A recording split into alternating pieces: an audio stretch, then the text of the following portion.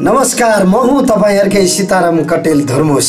नेपाली भाषामा कम्प्युटर सिक्न चाहनुहुन्छ भने नेपाली एडिटर्स युट्युब च्यानल हेर्न नभुल्नुहोला। सम्पूर्ण जानकारीका लागि एक मात्र YouTube channel Nepali editors YouTube channel तपाईहरुकै च्यानल।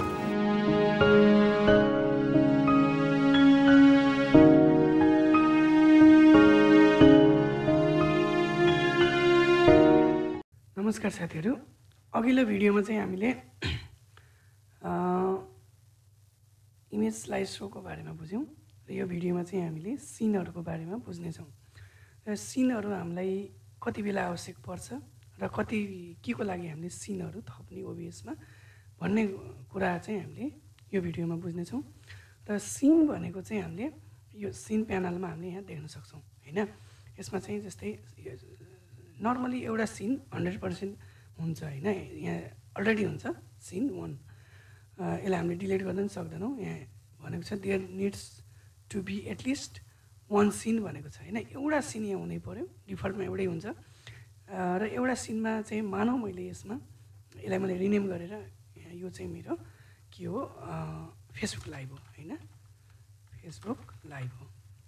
त्यसपछि मैले अर्को सिन क्रिएट गर्छु के को लागि, मानौ यो न्यूज हैन, न्यूज ब्रोडकास्ट। त्यस्तै गरी अर्को सिन मैले के को बनाउँछु, मानौ यो अर्को सिन के को छ भन्दा अर्को राखौं, मानौ युट्युब हैन, युट्युबको लागि यसरी। अब यो सिन भनेको चाहिँ जस्तै यो सिन भित्र मैले के राखेको छु, जस्तै मानौ एउटा इमेज छ कुनै एउटा हैन, मानौ यो एउटा मेरो इमेज छ यहाँ, एउटा सिन भयो। त्यसपछि यहाँहरुको टाइटल छ,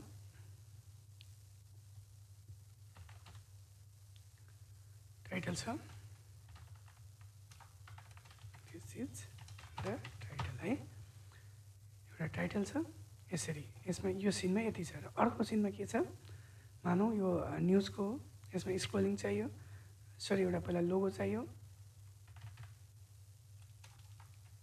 लोगो यो मेरो लोगो हो हैन, यहाँ लोगो चाहियो। त्यसपछि गएर मानौ अब यसमा सोर्स चाहियो हैन, भिडियो सोर्स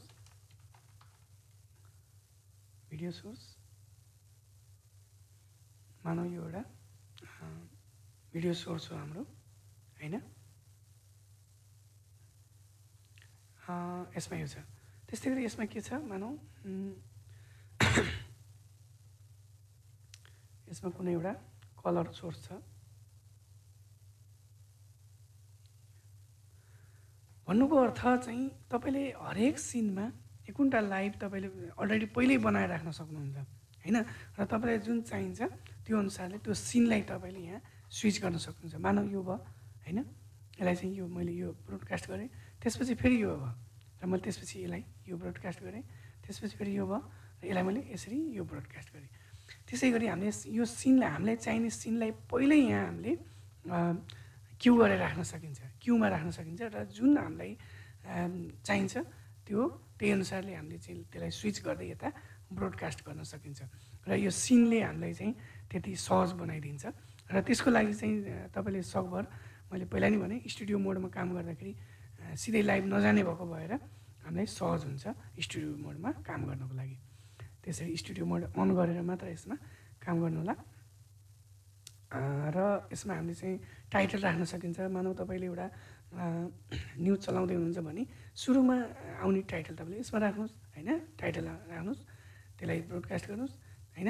त्यसपछि मेन न्यूज दिनुस् हैन, त्यसपछि यसमा विज्ञापन राख्नुस्, फेरि त्यसलाई दिनुस्। यसरी चाहिँ स्विच गरेर हामीले सिनलाई, हरेक सिनलाई त्यसरी चाहिँ गर्न सकिन्छ। र यही सिनलाई पनि हामीले यहाँ इनपुटको रूपमा राख्न सकिन्छ। त्यो तपाईलाई थाहा छ हैन, यो अथवा यो कुनलाई चाहिँ इनपुटको रूपमा दिने, त्यो सिनलाई हामीले यसरी इनपुटको रूपमा पनि ल्याउन सकिन्छ। यो सिनको एकदम विशेषता हो र सिनले हामीलाई चाहिँ सहज गराइदिन्छ भिडियो ब्रोडकास्टको लागि। धन्यवाद। नमस्कार, म हुँ तपाईहरुकै सीताराम कटेल धर्मोस। नेपाली भाषामा कम्प्युटर सिक्न चाहनुहुन्छ भने नेपाली एडिटर्स युट्युब च्यानल हेर्न नभुल्नुहोला। सम्पूर्ण जानकारीका लागि एक मात्र YouTube channel Nepali editors YouTube channel, तपाईहरुकै च्यानल।